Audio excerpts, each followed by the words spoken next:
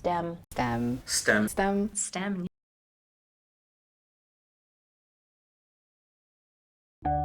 STEM. You may be wondering, what is STEM? STEM, or STEM, is the acronym used to commonly refer to the fields of science, technology, engineering, and math.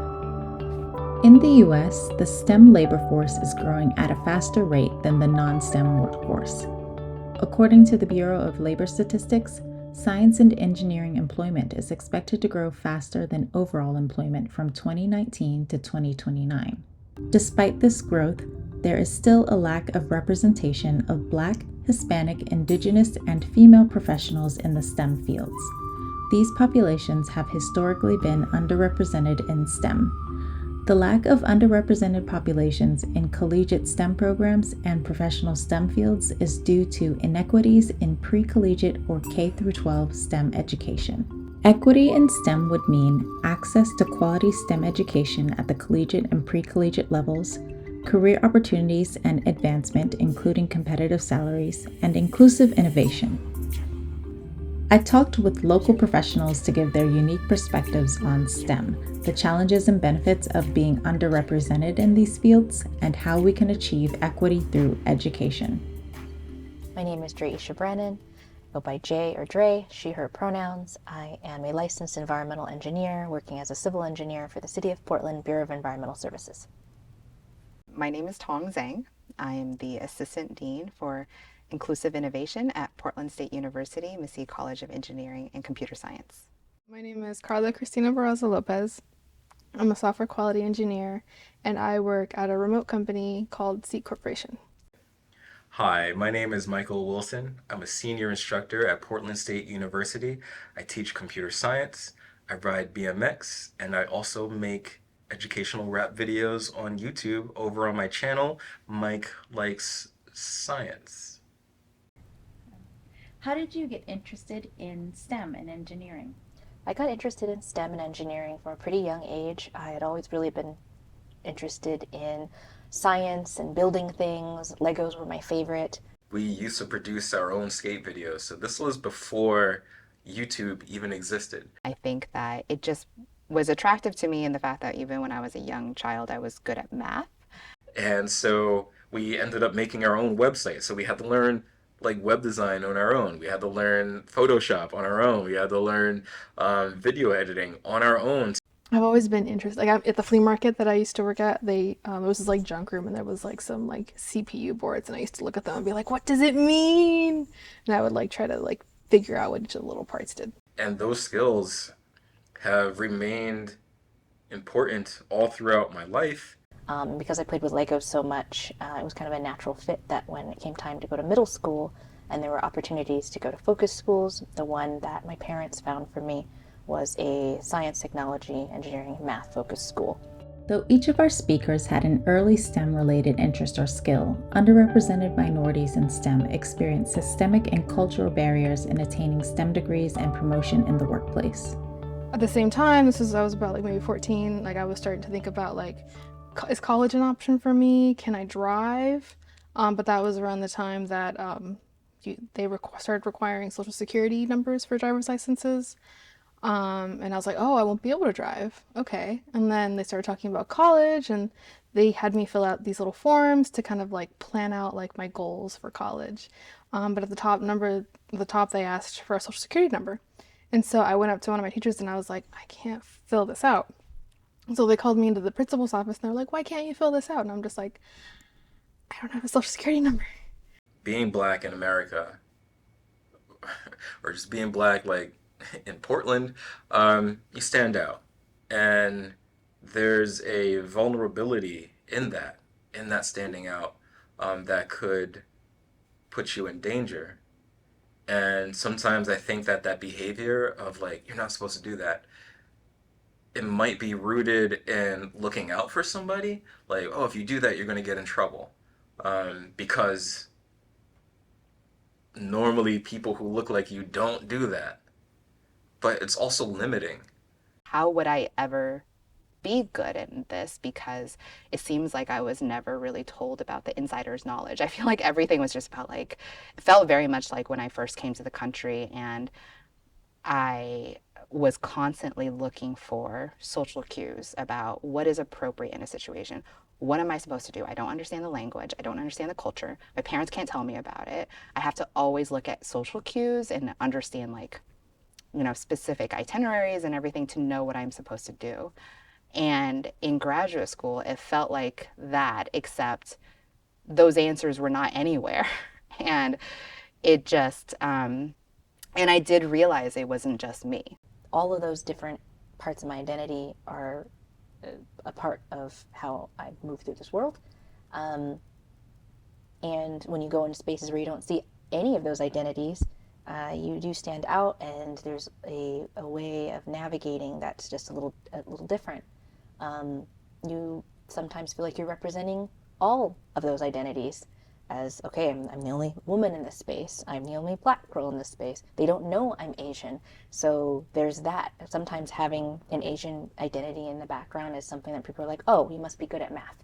So they have all these assumptions about each one of those identities and how I should be acting in those identities in this space during my job, or even when I'm in community. A lot of people don't know that I'm an engineer, which puts me in a different economic class. There's an assumption that as a black woman in Portland that I must not be educated sometimes. So we navigate all those intersectionalities, and in the Northwest, but in Oregon specifically, there's a lack of representation in a lot of spaces that I sit in. To understand the types of discrimination faced by minorities in STEM, you have to understand intersectionality. Intersectionality is a framework for understanding how a person's various identities overlap. The term was coined by Kimberly Crenshaw, an American civil rights advocate and professor of law and critical race theory. She first used the term in her 1989 paper titled Demarginalizing the Intersection of Race and Sex. Companies around the world are integrating intersectional theory into their diversity, equity, and inclusion practices. But are they doing enough? I think that DEI is handled, so diversity, equity, inclusion, like initiatives, practices are handled oftentimes like it's a one-time fix. And it's seen as like, oh, well, if we do that, racial bias training that one time, that 1 year, then racism is solved. And, we laugh. And obviously that's a extreme case, but it seems like many of the approaches are that. Like, it doesn't, we're not talking about systems. We're not talking about how is the institutionalized, racism, institutionalized misogyny that occurs in the setup of things. Like, I will, share an example. I think that one of the local organizations, Women in Science, PDX, was able to do a lot in terms of getting a maternity policy put into place at OHSU. And that's an example of something that's like a good, it was something that was an important, needed policy that graduate students needed to have. And that was something that I wish, I didn't have a kid in graduate school, but I wish that, my graduate school had something like that. And being able to change real practices and thinking about how to support people is more than just specific programs. I think specific programs are good, but it has to be about how do you change the culture, how do you change the ongoing practices, and it is very rarely like a specific event focused initiative. And I think that there are more people moving towards the like overall strategies around things, but there are still some people who are still approaching it in like a very, obviously very performative way, but also very like events focused. So it's like, if we have these workshops, then things are going to change. But it's like, well, you need to have workshops, and you need to figure out how does this actually, if you're a company, tie to your bottom line. Because I firmly believe that if you have more diversity and you actually bring in different people, you're going to have more innovation. And I think that if you retain those people, you're going to save money without having to rehire people all the time. It is expensive to rehire people. So if you just hire people, which people tend to focus on, it's like, oh, we just need to hire diverse people coming in our doors. But if you spend no time, no effort on retaining those people, promoting those people, then that's not tied to your bottom line. You're just going to keep on wasting money. And I think that unfortunately what happens is like it's a self-fulfilling prophecy, because then they think, oh, well, it's not really working. So we hired some people of diverse backgrounds and then they left. But without the internal reflection of like, well, did I do anything to actually change what we do? Did we try to retain them? Did we try to promote them? And I do see some shifts happening. I'm hoping that there's more that is changing at the systems level, but it has to be that. It has to be systems culture shift. This is one of Crenshaw's major points. She states, as long as anti-discrimination doctrine proceeds from the premise that employment systems need only minor adjustments, opportunities for advancement by disadvantaged employees will be limited. As a result, Black women, the class of employees which, because of its intersectionality, is best able to challenge all forms of discrimination, are essentially isolated and often required to fend for themselves. The biggest challenge for my professional career has been passing licensure. And for me, that is the professional engineering exam. It's called the PE. A lot of times if you meet an engineer, they'll have PE after their name. Not all engineers need to have a license, but for civil engineers, because we're building infrastructure, there is some ownership on if something fails. It's not the company's fault. It's usually an individual who is stamping a design or a drawing, and you have to have a license behind that. The PE was probably the most challenging for my professional career because it was the reason I got told no so many times.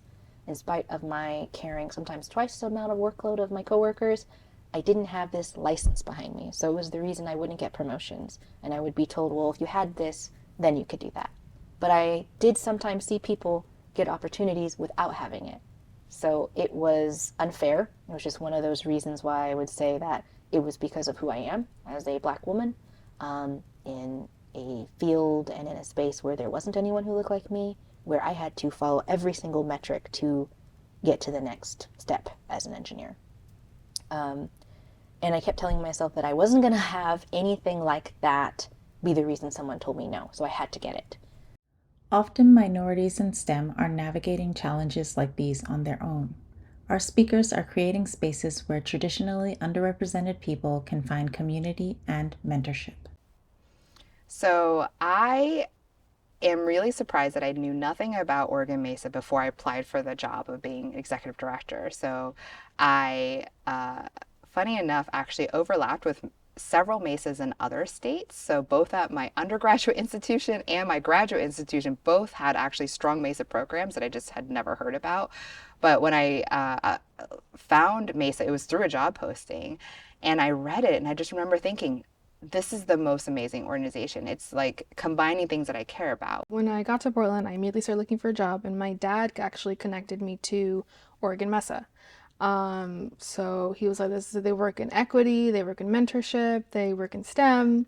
Like you're talking about those things that you're excited about, that you should go talk to them. So I did. And so I had to go out of my way to create a space where there were folks that looked like me. And I did that by restarting the National Society of Black Engineers within Portland. Part of our mission is empowering the pipeline. And then the other part of that is helping support academic excellence, professional excellence, and giving back to community.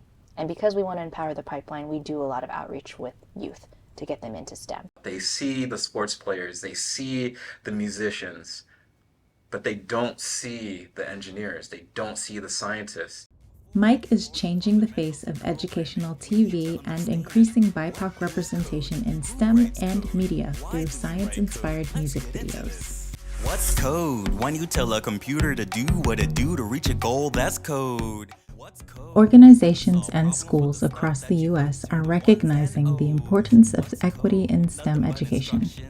In December 2022, the U.S. Department of Education announced an initiative to implement and scale equitable, quality STEM education for all students. Hopefully, we're moving toward a future of equity in STEM. Medical devices helping people young and old. Who codes? Brilliant souls write code. Feeling like a maid whipping spells on the scroll. Feeling like a chef recipes on the roll. Like a songwriter Donald Glover with a nose. Can I code? Well, do you like solving problems? Yeah. Ideas swimming like dolphins? Yeah. Teamwork with your pod's awesome? Yeah. If so, you should code. But you should know, race or gender not required. Them ideas been expired. Those who follow old mode should be off the payroll, cause everyone can code. Why code? The careers are rewarding. The salaries are enormous and computer importance continues to grow. So if you know code, then you'll have a major role. Let's code.